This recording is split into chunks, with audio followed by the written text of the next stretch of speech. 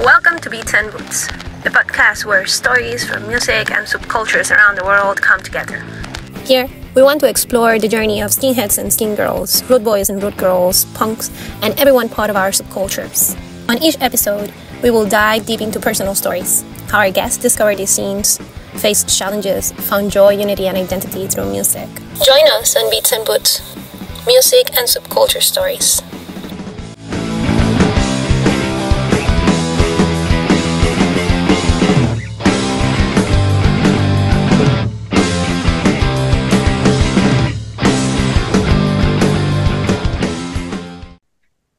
Welcome to Beats&Boots, music and subculture stories. Our guest today is from El Salvador, and she is a subculture and alternative dancer of vintage styles. She focuses on rhythms such as traditional ska, 60 rocksteady, early reggae. She manages and creates content full-time, as well as teaching dance here in the US. She has a punk band called Ratas and Zelo. Let's welcome Aranivah to Beats&Boots.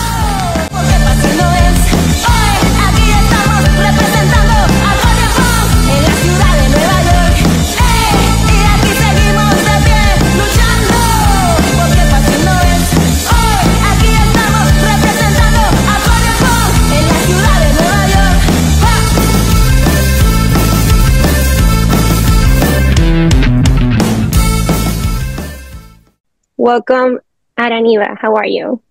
Hi, welcome. Nai, I can call you Nai, right? Yes, yes. Hi, nice to meet you.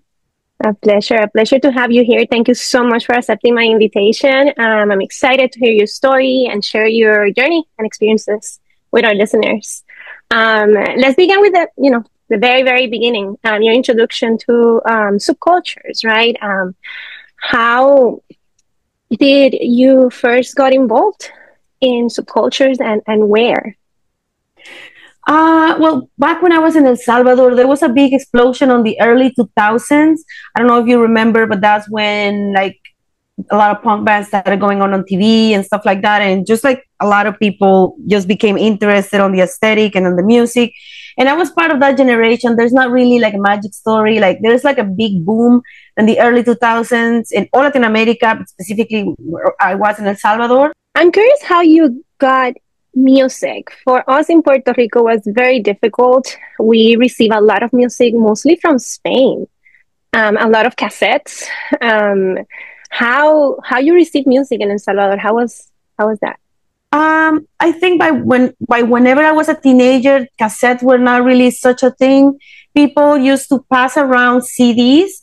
And if you went to El Centro Histórico, like historic center in El Salvador, there's a lot of piratería. I don't know how to say that. Like, just they make like copies of the music. Yes, like copies and stuff like that. So you usually went to somebody who looked like a metalhead or like a rocker, and he will have options for you. I remember I always pass music around, like people just pass CDs around. But I remember the first time I ever paid money for a CD, like a burnt out CD. It was, I asked this guy, do you have some punk? And he gave me NSA La Santa Familia by Non-Servium and Out Come the Wolves by Rancid. That was the first time I ever bought something on my own. But everybody just passed it around. And there was also a radio called Radio Astral in El Salvador. It was only rock. And they did a competition of local bands. And in that competition, I got to hear a lot of what is now considered classics. That was like 20 years ago. That was amazing, having a station in the radio. Yeah, it's called Radio Star. I think still six. So when you started going to the shows and the scene in El Salvador, was it difficult to find a place as a woman in a male-dominated scene? How do you felt? It's as difficult as it is in any other space, honestly. But it was mostly about being like underage and a child. That's like played a big part. Like it was never really hard to make friends or talk to people. That was very easy. But yeah, the scene was mostly male dominated. There was not a lot of female fronted or women in band. I was very young. I was like 13. My sister was 12 the first time we ever went to a show. And we lied to my dad, I remember. At the time, you used to see the posters like on the street. You used to see the sign announcements, and then you started meeting people, and people just like told other people. It's pretty organic. Do you remember the moment that you felt and you realized that the scene felt like home, like that was your place, that was you felt like welcome and identified? I think honestly that it's always like a sense of, oh yeah, these are my friends, I guess. But I think when I really like started to pay attention, or like to started to be like, so it's like a whole like network of people. It's actually when I came to the United States, and when I came here, people from El Salvador was like, oh, contact this person, they will show you around in New York. And they contact me to some Salvadorians in New Jersey, and I got in contact with some people, random people in Long Island. And I did notice though that anywhere I went, like for example, the first time that I went to high school here I went to high school in Long Island. Like the first thing I remember is like, okay, where's the weirdos? Where are the punks? Where's my the people? mm-hmm. And there were no punks. There was like scene kids, emos, goth kids, and those people were the ones that ended up becoming my friends. It was just like an unspoken thing, as like you're weird, kind of thing. What year is this, more or less? I think I came here in the 2006. Okay. I think so. I don't remember exactly. But I've been here for 19, 20 years. I lost count, honestly. Now, in terms of music influence and connection, like how music and all these subcultures shaped your identity, like yourself as a person? I think at the beginning, like, our scene in El Salvador, it was not very political. I think that my generation specifically was the generation that kind of like rejected right or left. I don't really know why. I didn't really question that. It was just the way that it was. But I do remember that a lot of the music that I heard, now growing up, I see a lot of like leftist imagery, like Little Stars or like the Oz thing. And the reason that I remember like identifying specifically with those bands, it was like, well, yeah, if the workers deserve the right pay, right? That makes sense to me. Like, no, or I will identify just with the lyrics and the music, just by what they're saying. Later, I learned that, oh, that's a lot of lefty ideology, and that's why a lot of the times I got called things like commie or stuff like that. No, like when people insulted me, I was like, well, I guess makes sense because I do listen to that music. But it was mostly because it made sense with the reality that I had. It was very lefty. It just made sense to me. Talking about the importance of finding other women in the scene, which is difficult anywhere, as you mentioned before, how important it is for women in the subculture to find and support each other? Can you share any experience where meeting another woman in the scene had a significant impact on you?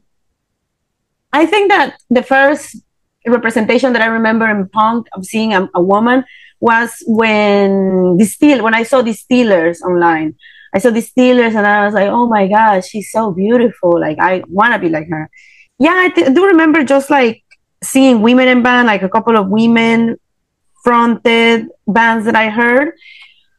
I think it's important, but I don't think it's more or less important than like finding your place in any other place in the world. Like a lot of the times people tries to singling out like the punk scene as being sexist. It's just not more or less sexist than any other space. Do you experience that in other places that you have visited, in terms of connection and solidarity between them? No, honestly, between women, I always found like all my friends are from the scene. All of the social circles I move around are from the scene. And I think it's like a process, no? Like that we all have been going through deconstructing ourselves. Like definitely, I think we all have been through the pick me stages. We have all felt jealous or threatened by other women. And maybe older women around me have been more easy about it because they're older. But I think it's like a process that we all eventually go through. And you think a little bit about which bands or genders have had the greatest impact on you? Oh, the bands probably that I heard whenever I was a teenager, like Non Serbian definitely shaped me because I was like, skinhead, what is that? I didn't even know what it was. I couldn't even Okay. understand what they were saying because I didn't even know it was a word. But other bands that shaped me the way that I think now, like Piperra, the only two albums that they have, Arde Rivera, and I don't remember. I think the other one is just called Piperra. Those two albums really, really shaped me as a person, just by the stance that they had. Los Muertos de Cristo, yeah, those bands really shaped the way that I think nowadays. Definitely. We receive a lot of, as I told you before, from Spain, and those bands came with so much impactful and powerful lyrics. And that was for me also like the spark to start not only knowing about the subgenders, but also about a lot of ideas and historical moments that I didn't know at the time. Mm-hmm. I started very young, like you, like at 12, 13 years old. And receiving all that information was definitely the spark for me to start constructing my identity and who I am today, based on what I started discovering with the lyrics of the bands, which is super powerful, truly.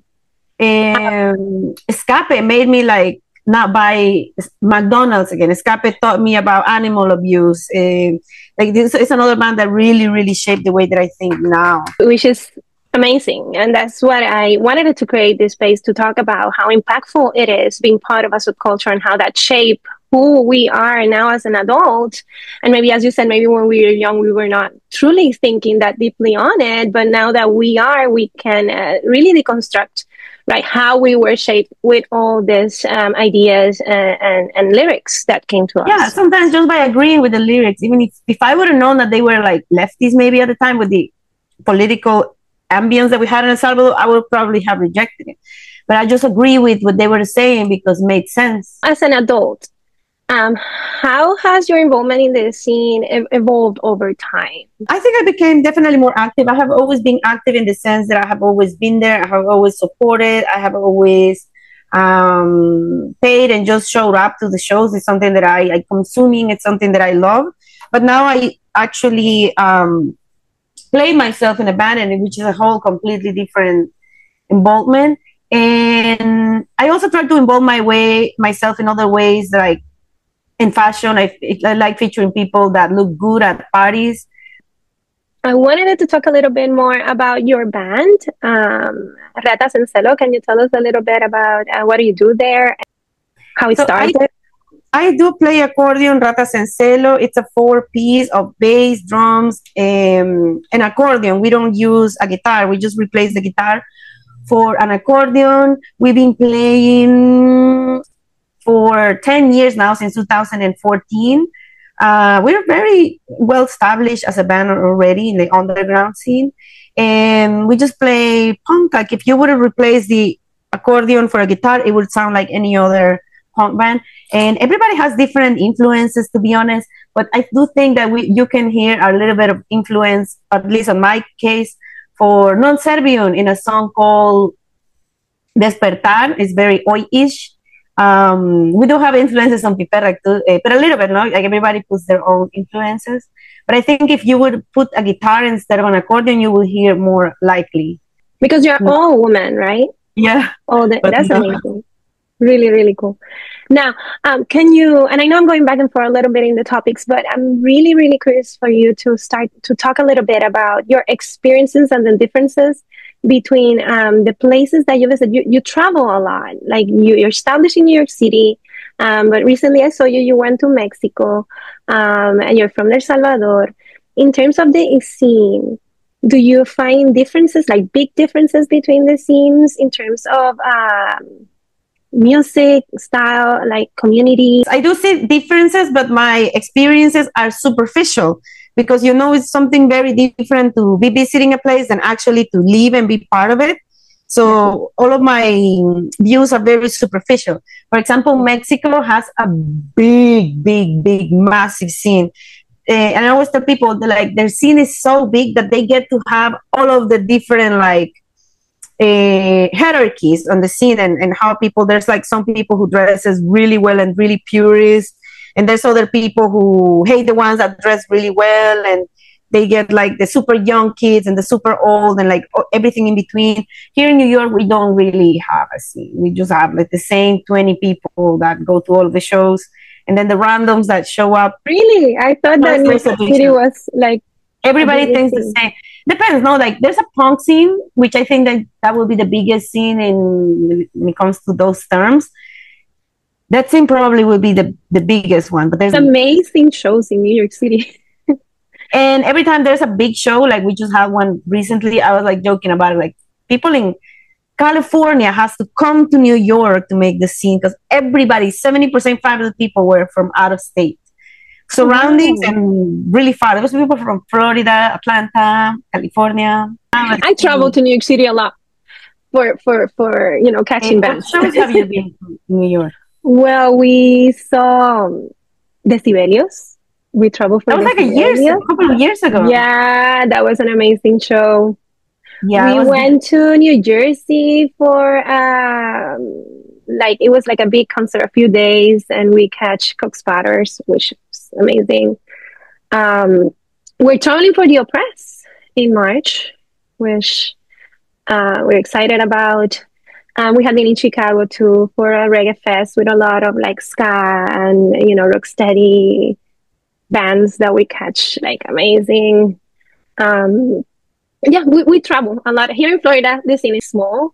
It's constructing and building little by little. It's growing, but we have a fest coming up in February, which we are really excited because we have really amazing bands coming here to visit us, and some bands from here as well. Yeah, I saw the fest going on. It's called Beach something. Beach something. Yeah. How impactful had being part of the subculture and living in a bubble, because that's honestly what I've been doing. I've been living in a bubble since I'm a teenager. Like I'm telling you, when I came here, a lot of people struggles to find their place in the world. Like for me, it was just like, so where is my people? Everywhere I go, anywhere in the world, I know that I will have friends. Like the same way that you travel anywhere in the country, you know that you will meet people. It's like an extended family. It's literally what I do for a living. So I don't even have to get out of it whenever I go to my real life or to work. Like it's where I exist most of the time. It's honestly the only place where I exist. Like out of the subculture, nobody knows who I am. Nobody knows what I do. Nobody cares about what I do. It's like living in a bubble, but everything has given me everything. I remember my first job that I found in New York. It was through a friend of the scene. Like everything that I have ever gone through, all my relationships, everything in my life has been through the scene. Which is really powerful, right? It have given you so many good things. Yeah, the only reason why I'm able to live off of something that I like is because there's a scene that supports it. Otherwise, I wouldn't be able to do that. I will never. That is very powerful. Thank you so much for being here. Truly, truly. Anything that is coming from Ratas and Zelo, no? That you want to announce is coming? We're going to be in California in mid of January. We're going to be playing San Diego, Los Angeles, Oakland, and San Jose. All the information is at Ratas and Zelo in Instagram. Amazing. Thank you again. Truly, it's a pleasure to meet you and to have you in Beats and Boots. Thank you so much.